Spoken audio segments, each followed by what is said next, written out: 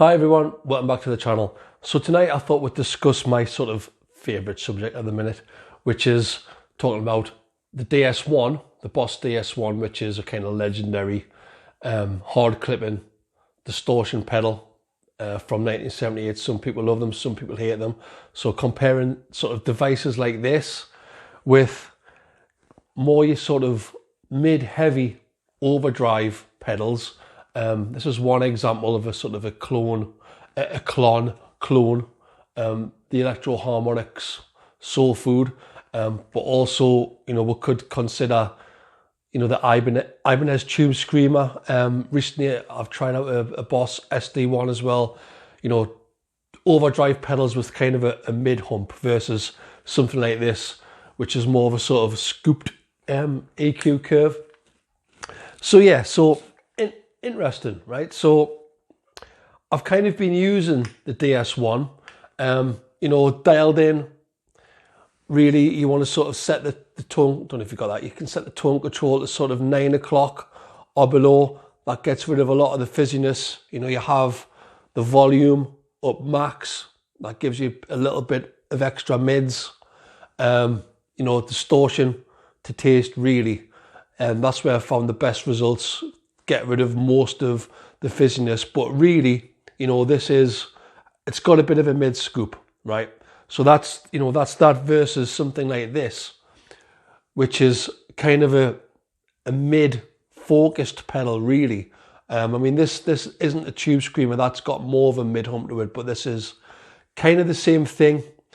So in this video, I just want to sort of, you know, go through, you know, the differences in practice between two pedals like this, right? So that's the EQ curve. First of all, you know, you've got kind of mid scooped flattish EQ curve versus, you know, mid heavy.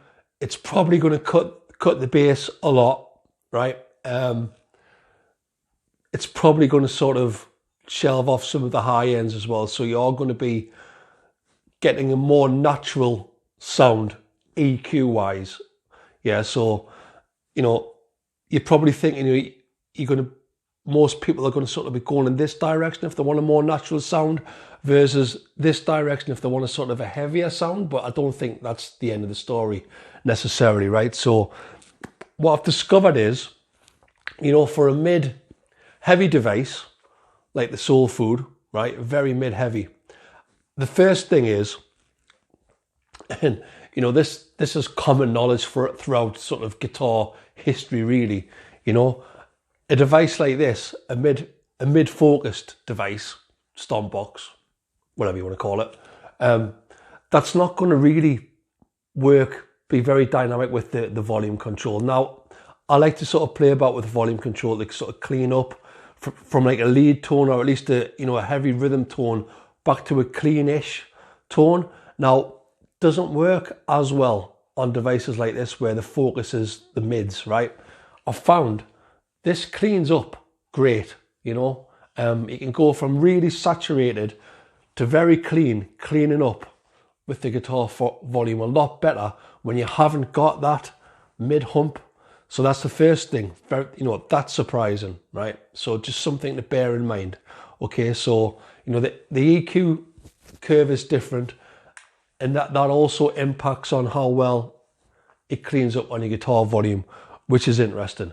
So the second thing is, you know, I was in the guitar shop today and I was comparing this with a BOSS SD-1, which is kind of a mid-focus pedal along the lines of a Tube Screamer, you know, not really much similar to this, but along the same lines. You know, you've got that mid-heavy focus.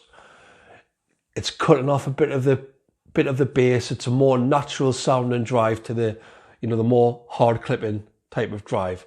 And what I did notice is on the mid-focused drive, the SD-1, but I'm just using this as an example, it does introduce a lot of noise, a lot more noise than something like this, the SD-1, which is very surprising to me. I mean, these are two cheap pedals. It's got nothing to do. The SD-1's a cheap pedal.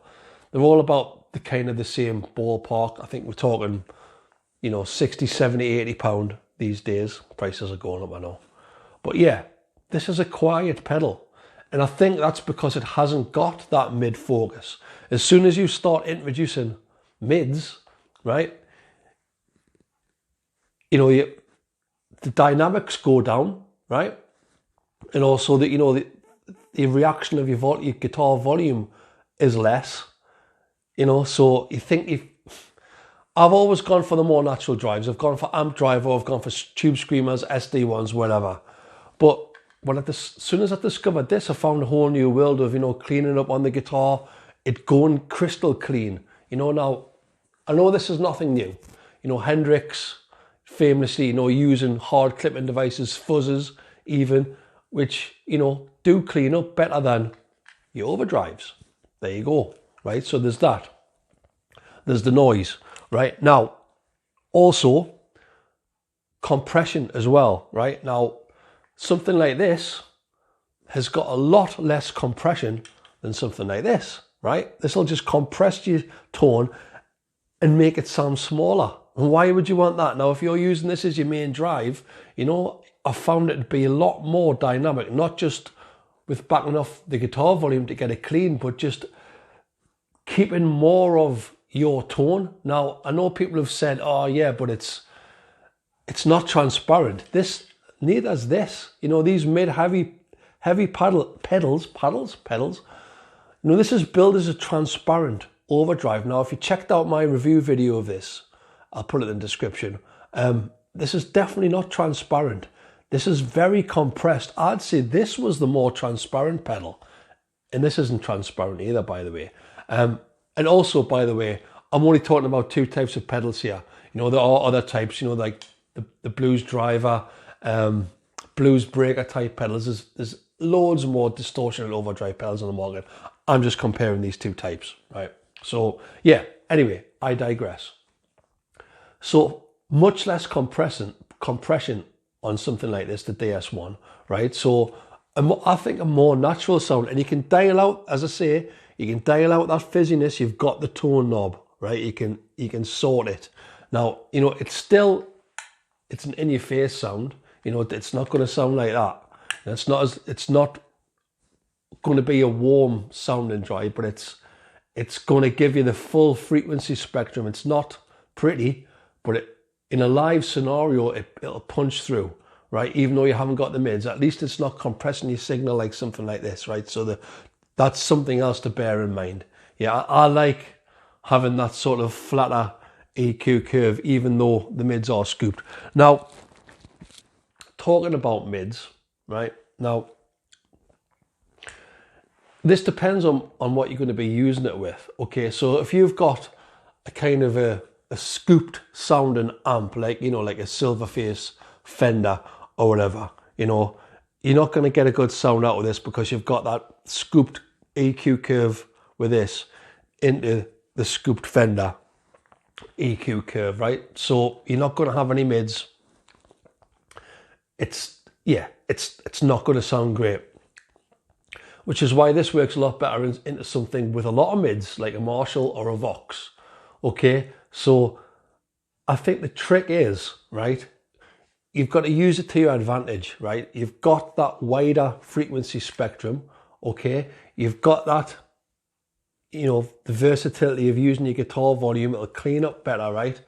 All you need to do is put some of the mids back in, right? Now with this, you're going to have a much harder job, you know, cutting the mids and leveling out those frequencies than you are with this. All you need to do with this is either have an amp, you know, preferably a mid-heavy valve amp like a Vox, you know, an AC15 or whatever, a Marshall or anything, just turn the mids up, right? Or, I mean, you can do what I'm going to be doing with my telly is I'm going to upgrade the pickups to Texas Specials, right? Which are, you know, mid-heavy pickups. So that's another way of getting the mids back. And the third way is, I mean, there is a Wazacraft version of this. I might drop a link in the description. You know, which has a custom mode in it, which introduces more mids, right? So I think the key is you've just got to work with this pedal. I mean, if you use this for a main drive, It's going to be compressed. You're going to have that mid hump. You'll not be able to use back off the volume. Yeah, it just, in my opinion, it does not work as well as something like this. Although this does need work to take out that scoop if that's too much for you.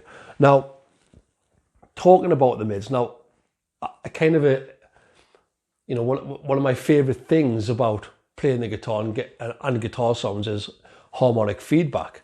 Now, this is what these type of pedals are great for, right? That mid-heavy focus is going to push your amp more readily into harmonic feedback, which is a great thing, right? You're going to struggle with something with a mid scoop like this. But again, like I say, it's just a case of putting those mids back in. Now, like I say, you know, the noise that something like this introduces. I mean, the SD-1, when I compared it against this, was so noisy, right? And I think, you know, one of the reasons, you know, it's probably because of the mids, you know, and you've got that onset of feedback. That's not to say that you can't get harmonic feedback with this, because, as I say, it's a case of reintroducing the mids, okay, or having a mid-heavy amp. It's all in the setup, right? So there's that thing as well. So yeah, I just wanted to just have that little chat really about, you know, most people would sort of veer towards this before they even consider something like this. But, you know, please don't disregard the versatility of the BOSS DS-1.